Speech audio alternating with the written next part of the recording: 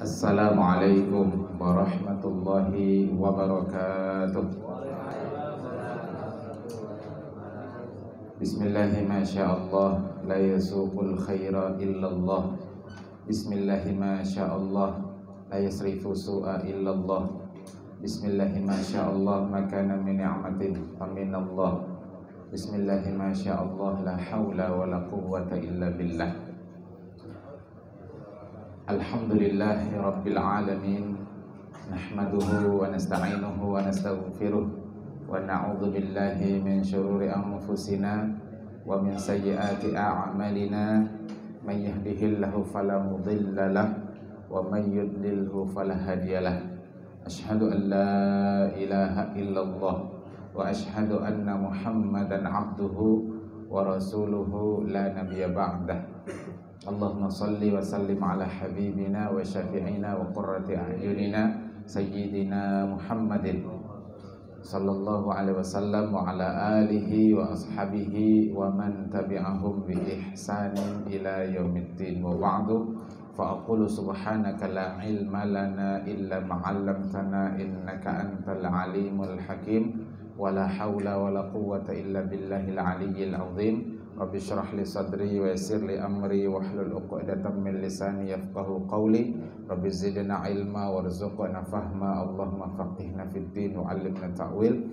Allahumma inna nas'aluka fahman nabiyyin wa hifdzal mursalin wa ilhamal malaikatil muqarrabin.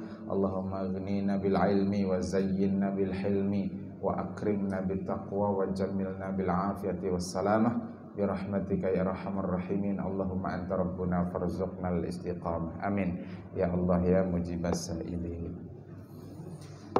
Al-Ustadz Al-Mukarram Ustadz Nasir, beliau duduk di belakang itu, bahwa tanda beliau itu seorang yang tawadhu. Fil amam Syekh, tafadhol di depan sama Ustadz Supriyadi. Kemudian santri-santri pondok pesantren Madinatul Quran. Pernah kita sekali bertemu tahun lalu di bulan Ramadan 1432 Hijriah. Sekarang sudah 1433 Hijriah. Sebenarnya ada satu lagi kesempatan pertemuan, namun manusia bisa berkehendak, Allah juga yang menentukan. Ustadz mendapat amanah birrul walidain, mendampingi abah yang diisolasi di rumah sakit selama 37 hari, sehingga akhirnya pertemuan kedua kita batal, tidak ketemu. Alhamdulillah malam hari ini di tanggal 22 Rajab 1433 Hijriah, kita dipertemukan kembali. Ustadz terus terang senang ketemu dengan para santri ini. Kenapa senang? Karena kalau santri itu hadir di majelis ilmu lengkap. Mejanya ada, alat tulisnya ada, insya Allah nanti kitabnya juga ada.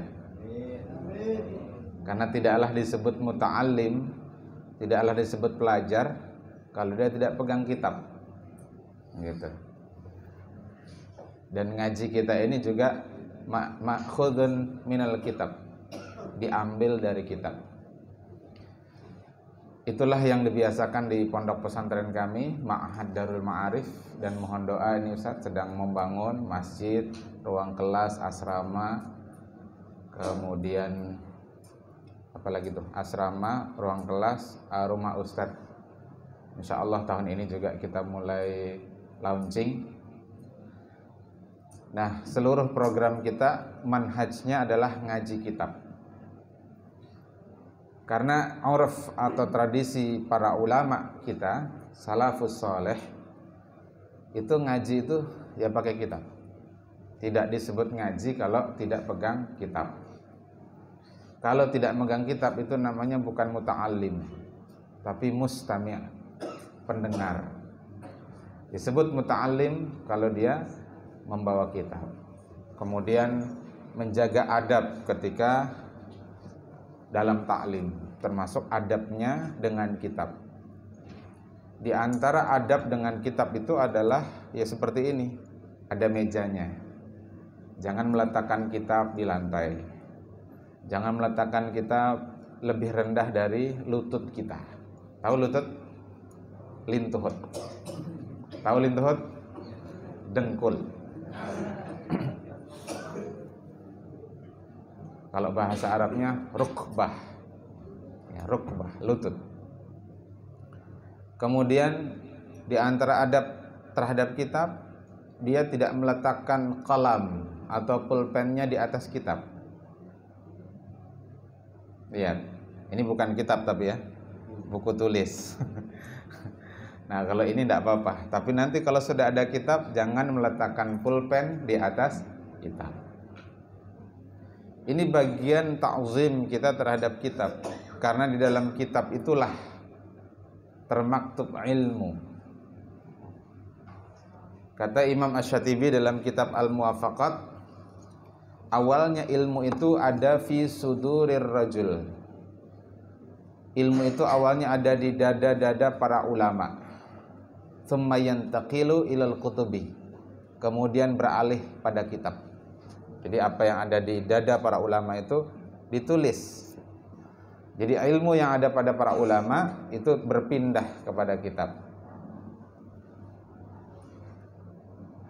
Nah, kemudian untuk membuka pintu-pintu ilmu itu harus biaidir rajul, juga dengan tangan para ulama, bimbingan para ulama, bimbingan guru. Maka lalu kemudian dikenal dalam kajian tasawuf, siapa yang tidak berguru, maka gurunya adalah syaitan. Ya, siapa yang tidak berguru, maka gurunya adalah syaitan. Jadi tradisi ulama salafus saleh, mereka mengkaji kitab bersama guru dengan kitab yang bersanad, yang sampai kepada muallif atau penulis kitab.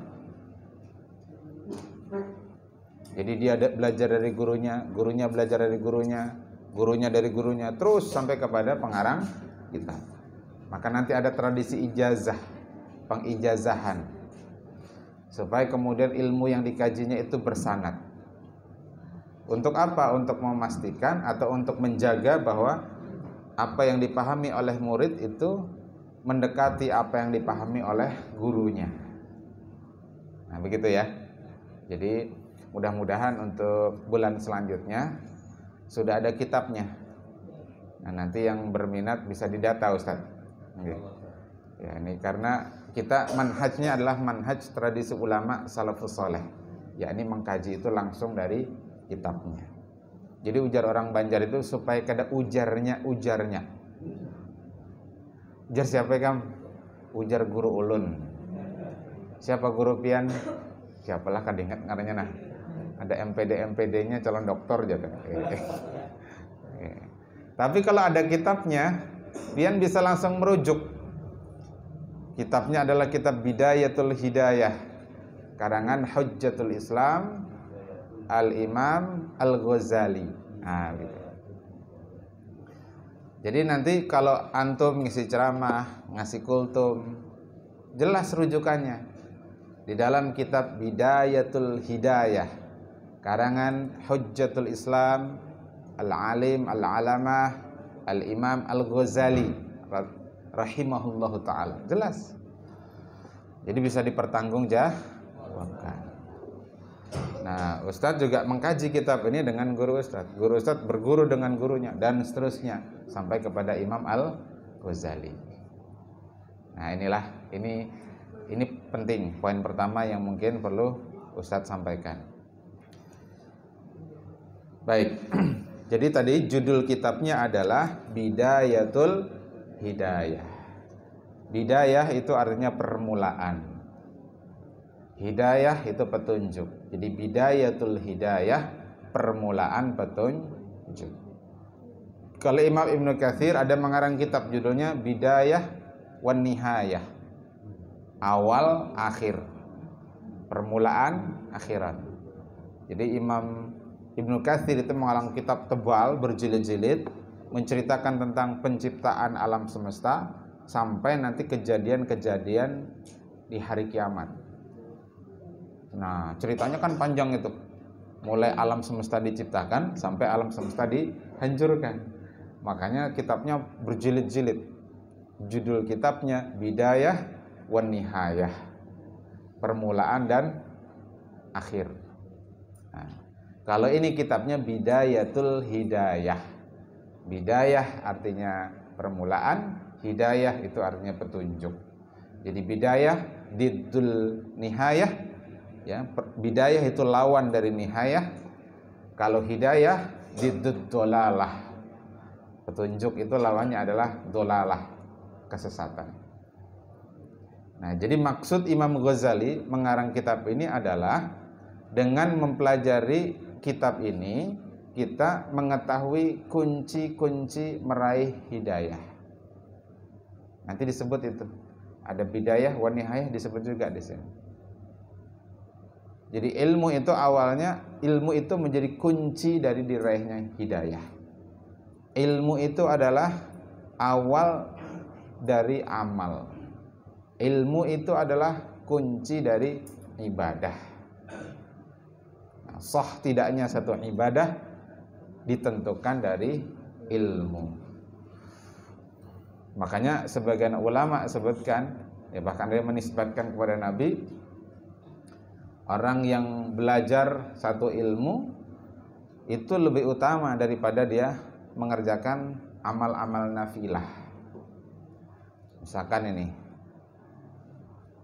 Senin mau puasa. Puasa hari Senin hukumnya apa? Sunnah apa wajib? Sunnah. Ada yang wajib. Senin ada, hari Senin wajib ada. Puasa apa? Qadaan. Qadaan. Ustadz Ramadan kemarin mengqadha 12 hari. Seumur hidup kali ini saja mengqadha sampai 12 hari. Karena seminggu menemani Abah di ruang isolasi, gantian Ustadz yang kena. Jadi naik status dari penjaga pasien menjadi pasien. Jadi asalnya tidur di lantai, Ustadz, akhirnya dapat bed, dapat ranjang. Asalnya menjagai orang yang diinfus, akhirnya juga ikut diinfus. Alhamdulillah. Ala kulli hal, alhamdulillah. 12 hari akhirnya tidak puasa. Nah, diqadha. Nah, kebetulan hari Senin. Niatnya qadhaan. Apa hukumnya? Wajib. Ya, jadi bisa jadi hari Senin itu wajib kalau qadhaan. Ada lagi satu yang wajib. Ada yang tahu apa yuk? Kalau tahu boleh balik dahulu. Ayo apa? Puasa nazar. Kalau itu dinazarkan itu juga menjadi wajib. Nanti kalau saya hafal 10 juz puasa Senin Kemis selama 1 bulan penuh, misal, itu menjadi wajib. Baik. Jadi misalkan Senin mau sunnah, puasa sunnah, tapi hari itu ada majelis taklim beruntun dari pagi sampai sore, ada daurah. Yang andai dia puasa, maka dia tidak sanggup daurah selama 1 hari itu. Mana yang harus didahulukan? Bertahan puasa tapi daurah dia tidak penuh mengikuti, ataukah dia memilih daurah meskipun tidak berpuasa? Pilih mana? Ayo pilih mana? Berpuasa tapi tidak bisa ngikuti daurah secara full.